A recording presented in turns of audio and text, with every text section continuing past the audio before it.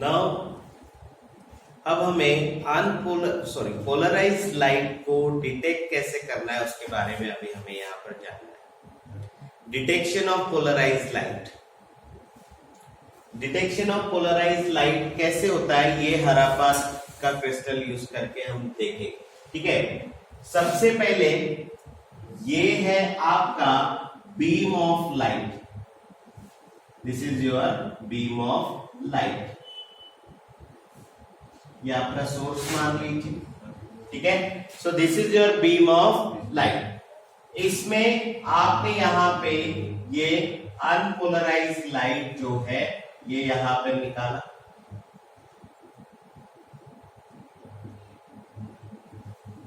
ये आपका unpolarise light हो गया। यहां पे ये अनपोलराइज लाइट आपने शो किया। ठीक है, it has two vibrations along the plane of paper और डॉट यानी into the plane of paper, ऐसी दो वाइब्रेशंस यहां पे है। ठीक है, अब ये अनपोलराइज लाइट की vibration it falls on the crystal, tourmaline crystal. ये आपका टर्मलाइन क्रिस्टल हो गया, ये इसका axis, this is p dash, ये इसका एक्सिस हो गया crystal. Now, when this unpolarized light, vibrations of unpolarized light when falls on tourmaline crystal, then the crystal allows the vibrations which are parallel to the axis of crystal. Did you get my point? इसका मतलब ये है कि जो vibrations unpolarized light में से जो vibration crystal के एक्सिस को पैरेलल है, only those vibration can pass through the crystal. Crystal में से सिर्फ वही वाइब्रेशन क्या कर सकती है, पास कर सकती है। ठीक है, तो इसका मतलब after vibration passing through crystal then we will get, आपको यहां पर क्या मिलेगा, यहां पे आपको मिलेगा अनपोलराइज लाइट में से सिर्फ पैरेलल वाइब्रेशंस यहां पर पास हुई है। तो ये है आपकी कौन सी लाइट, पोलराइज लाइट। ठीक है, और टर्मलाइन क्रिस्टल ने सिर्फ पैरेलल वाइब्रेशन को पास किया, फिर बाकी वाइब्रेशन का क्या हुआ, बाकी वाइब्रेशंस को टर्मलाइन क्रिस्टल ने क्या किया, रेस्ट्रिक्ट कर दिया, मतलब उसको रोक दिया और मेजर वाइब्रेशंस को वो एक तरफ लेकर आया। ठीक है, तो ये पोलराइज लाइट है। इस क्रिस्टल ने पोलराइज लाइट प्रोड्यूस की है, इसीलिए हम इसको कहते हैं पोलराइजर। हम इसको क्या कहते हैं, पोलराइजर कहते हैं इस क्रिस्टल को। This is your figure A. Now अब फिगर बी यहां पर अभी हमें लेना है। फिर से हम यहां पर सोर्स लेंगे। ठीक है, यहां पर अभी हम फिर से क्या ड्रॉ करेंगे, अनपोलराइज लाइट ड्रॉ की। ये आपकी अनपोलराइज लाइट है।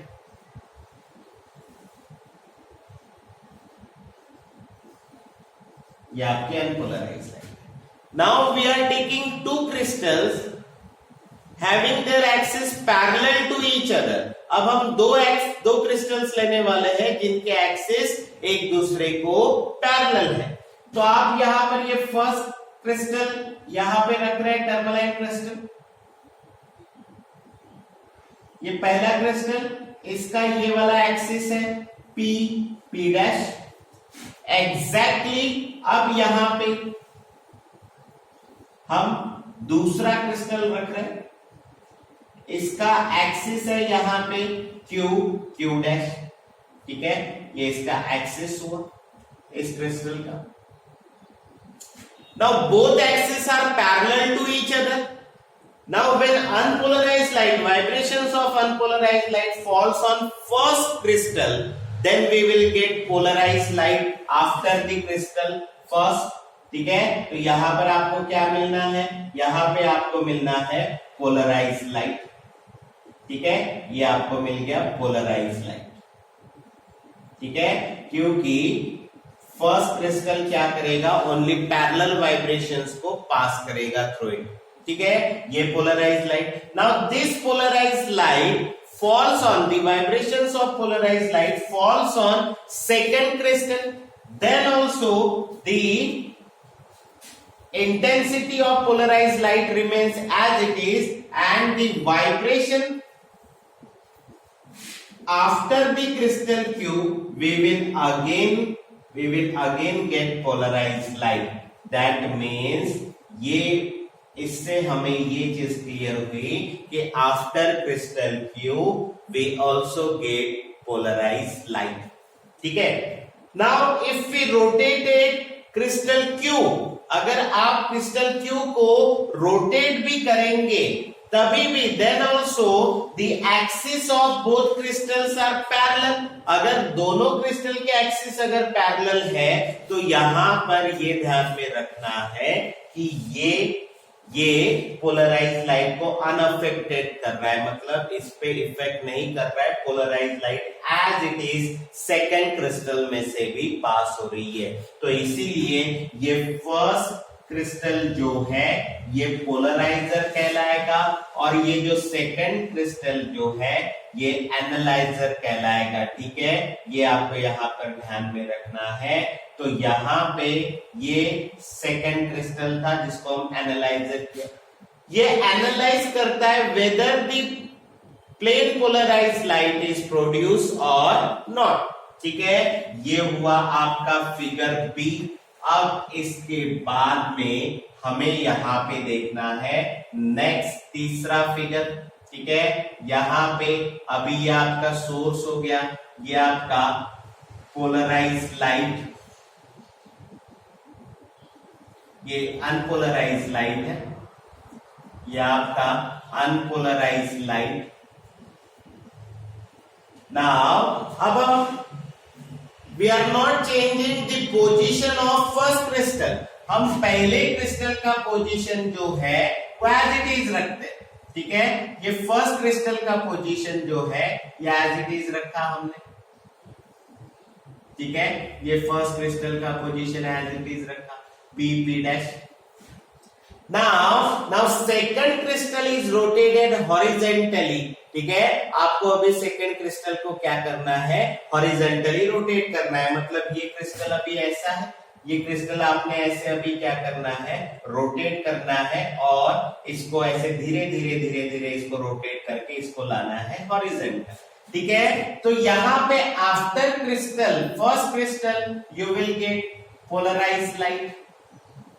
ठीक है, और यहां पे जैसे ही आपका सेकंड क्रिस्टल हॉरिजॉन्टल हो जाएगा लाइक दिस. ठीक है, जैसे ही आपका सेकंड क्रिस्टल जो है ये हॉरिजॉन्टल हो जाएगा. ठीक है, तो वैसे ही यहाँ पे आपको लाइट का इंटेंसिटी धीरे धीरे डिक्रीज होगा.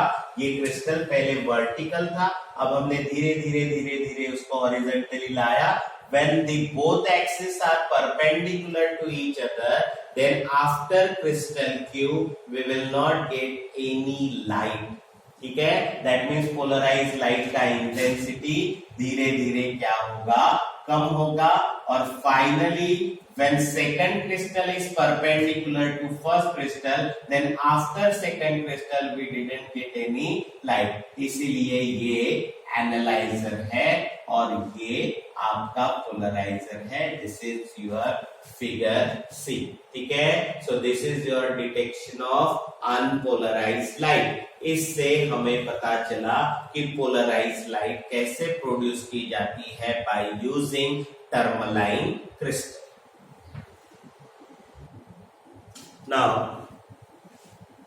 अभी हमें ये मेथड देखना है by using reflection method. By using reflection method, how we get polarized light. ठीक है, और उसी से हमें पोलराइजिंग एंगल और यहाँ पे या फिर ब्रूस्टर्स लॉ का जो स्टेटमेंट है वो हमें यहां से मिलेगा. तो सबसे पहले आप एक सरफेस लीजिए. ठीक है, इस सरफेस को आप नाम दीजिए XY, which separates two medium. ये फर्स्ट मीडियम और ये second medium.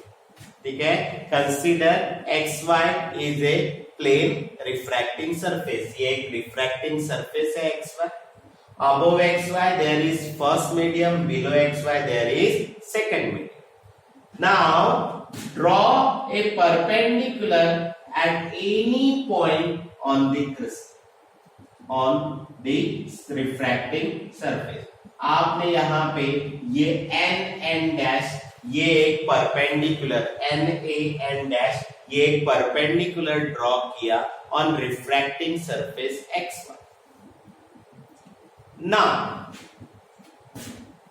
the beam of unpolarized light falls on, this is your unpolarized light PA, unpolarized light falls on the refracting surface xy. So PA is unpolarized light, so we have to draw vibrations of unpolarized light. हमें यहाँ पे vibrations show करने पड़ेंगे unpolarized light के. Unpolarized light में दोनों vibrations होते हैं, ठीक है. This is your unpolarized light. The vibrations of unpolarized light जो आपने यहाँ पे शो किया हुआ है, ये अनपोलराइज्ड लाइट की vibration. Where the unpolarized light, vibrations of unpolarized light falls on refracting surface xy. मतलब ये PA जो आपका इंसिडेंट रे है, ये इंसिडेंट रे में सिर्फ और सिर्फ अनपोलराइज्ड लाइट की वाइब्रेशंस है, और वो किस पे आ रही है? रिफ्रैक्टिंग सरफेस पे. Then some part of light gets reflected and some part of light gets refracted. ठीक है, मतलब कुछ लाइट जो है वो रिफ्लेक्ट होगी इन सेम मीडियम, इसको हम कहेंगे AR, this is your reflected ray, and some part of light get refracted in second medium. ठीक है, मतलब अनपोलराइज्ड लाइट में से कुछ लाइट रिफ्लेक्ट होगी और कुछ लाइट क्या होगी? रिफ्रैक्ट होगी. ठीक है, यहां पे अभी ये जो है ये AS, ये आपका रिफ्रैक्टेड रे. ठीक है, this is your angle I, this is your angle R1 यानी एंगल ऑफ रिफ्रैक्शन, और ये जो है ये है आपका angle R, that is angle of refraction. This is angle of incidence, angle of reflection, angle of refraction. ठीक है, नाउ अब इसके बाद में मेन चीज. Now after refraction some part of light is reflected and some part of light is refracted. ठीक है, तो यहां पर देखिए, यहां पर the reflected ray AR is your reflected ray. The reflected ray containing components, containing dot components, that is into the plane of paper components.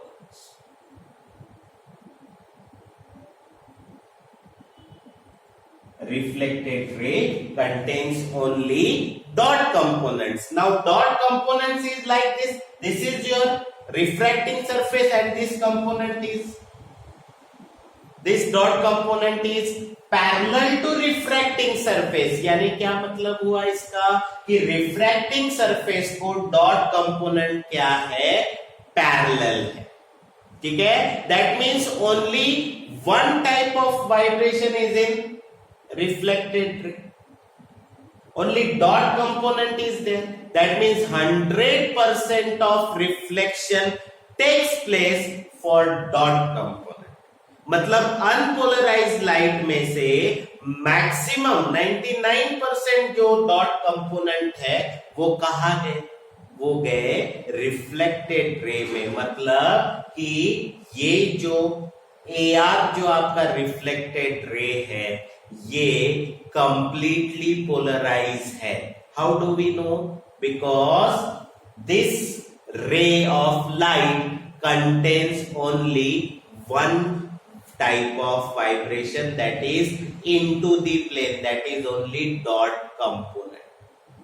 ठीक है, तो हम ये कह सकते हैं कि इस एंगल ऑफ इंसिडेंस आई पे आपका रिफ्लेक्टेड रे कंप्लीटली पोलराइज है। Why? क्योंकि it has contains reflected ray contains only dot component, only one type of vibration is there. Therefore, AR is completely polarized ray. ठीक है? This is completely polarized. So what about refracted ray? AS is your refracted ray. So refracted ray contains along the plane of paper component.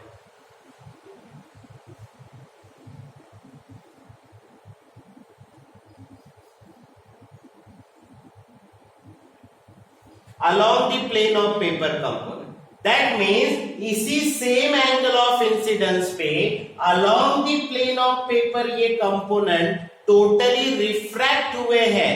That means unpolarised light में से जो along the plane of paper component है vibration के, ये सारे component refracted ray में show किए. That means 100% refraction takes place for the component along the plane of paper. मतलब ये हुआ कि अनपोलराइज्ड लाइट में से along the plane of paper ये जो सारे कंपोनेंट्स है, ये along the plane of paper component double arrow वाले ये क्या हो गए हैं, ये डबल एरो वाले जो कंपोनेंट है ये हो गए कंप्लीटली यहां पर आ गए रिफ्रैक्टेड रे में. That means 100% refraction takes place for this component. But this refracted ray also contains some dot components. That means this refracted ray is not completely polarized because it contains 100% along the plane of paper component, but there are some dot component also. So therefore this is partially polarized light. ठीक है? तो इसका मतलब ये हुआ कि इस angle of incidence पे डॉट कंपोनेंट रिफ्लेक्टेड रे में आ गए और along the plane of paper component जो है रिफ्रैक्टेड रे में आ गए. बट यहां पे कुछ डॉट कंपोनेंट्स है. ठीक है? मतलब ये जो रे है AS, that is refracted ray, is not completely polarized, it is partially polarized. ठीक है? Because it contains both vibrations along the plane of paper and into the plane of paper. तो इससे हमें ये चीज समझ में आया कि जिस एंगल ऑफ इंसिडेंस पे रिफ्लेक्टेड रे कंप्लीटली पोलराइज हो जाती है, जिस एंगल ऑफ इंसिडेंस पे यानी जिस आई पे जिस एंगल ऑफ इंसिडेंस पे रिफ्लेक्टेड रे कंप्लीटली पोलराइज हो जाती है, उसको हम कहते हैं, उस एंगल ऑफ इंसिडेंस को कहते हैं हम एंगल ऑफ पोलराइजेशन. ठीक है? तो हम यहां पर क्या लिखेंगे? एंगल ऑफ पोलराइजेशन क्या है बताइए? एंगल ऑफ पोलराइजेशन ये एंगल ऑफ इंसिडेंस है. ये क्या है आपका? एंगल ऑफ इंसिडेंस है. एंगल ऑफ इंसिडेंस ब्रैकेट में मैंने लिखा IP, I इसके बेस में P यानी polarizing angle. The angle of incidence at which reflected ray is completely plane polarized. ठीक है? मतलब रिफ्लेक्टेड रे पूरी तरीके से पोलराइज हो जाएगी, उसको हम कहते हैं, is called as angle of polarization, angle of polarization और पोलराइजिंग एंगल. ठीक है? हम उसको पोलराइजिंग एंगल भी कहते हैं या फिर एंगल ऑफ पोलराइजेशन भी कहते हैं. ठीक है? तो जिस एंगल ऑफ इंसिडेंस पे रिफ्लेक्टेड रे कंप्लीटली पोलराइज हो जाती है। हमें कैसे पता चला? क्योंकि इसमें सिर्फ एक ही वाइब्रेशन है डॉट कंपोनेंट की। तो जिस एंगल ऑफ इंसिडेंस पे रिफ्लेक्टेड रे कंप्लीटली पोलराइज हो जाती है, उस एंगल ऑफ इंसिडेंस को हमने क्या नाम दिया हुआ है? एंगल ऑफ पोलराइजेशन या फिर पोलराइजिंग एंगल। ये आपको यहां पर ध्यान में रखना है। और इसी से यहां पर बना हुआ है ब्रूस्टर्स लॉ। ठीक है, ये आपको यहां पर ब्रूस्टर्स लॉ जो है ये यहां पर जानना है कि ब्रूस्टर्स लॉ क्या है। ये आपका रिफ्रैक्टिंग सरफेस है XY। ठीक है, ये जो XY जो आपका रिफ्रैक्टिंग सरफेस है ये इसका आ रहा है हुआ म्यू। ठीक है, तो आपको यहां पर क्या दिया हुआ है? दी tangent of polarizing angle, the tangent of polarizing angle। ठीक है, पोलराइजिंग एंगल का यानी IP यानी आपका पोलराइजिंग एंगल, उसका जो टेंजेंट जो है इज इक्वल टू, ये किसके बराबर है? IP यानी पोलराइजिंग एंगल। पोलराइजिंग एंगल का जो टेंजेंट है वो किसके बराबर है? Is equal to refractive index of material of plane refracting surface. मतलब जो रिफ्रैक्टिंग सरफेस आपने यूज किया उसका रिफ्रैक्टिव इंडेक्स और आपका पोलराइजिंग एंगल का टेंजेंट ये दोनों सेम रहेंगे। That is tan of IP which is equals to mu of refracting surface। यानी रिलेशन क्या बना? tan IP equals to mu। ठीक है, तो ये रिलेशन जो है ब्रूस्टर्स लॉ का ये आपको ध्यान में रखना है। The tangent of polarizing angle, tangent of polarizing angle is equal to Ri। ये रिफ्रैक्टिव इंडेक्स किसका? Material of refracting surface. जो आपका रिफ्रैक्टिंग सरफेस है उसके मटेरियल का रिफ्रैक्टिव इंडेक्स और टेंजेंट ऑफ पोलराइजिंग एंगल, ये दोनों क्या रहते हैं? सेम रहते हैं। ये है आपका ब्रूस्टर्स लॉ। नाउ ये जो हमारा ब्रूस्टर्स लॉ है that is tan IP equals to mu, ये अभी हमें यहां पर देंगे। ठीक है, उसके लिए सबसे पहले आपने क्या लिया? कंसीडर, ये देखिए यहां पे आपने रिफ्रैक्टिंग सरफेस लिया। XY is A refracting surface. XY आपका क्या है? Refracting surface. ठीक है, अब देन यहां पे लेट इंसिडेंट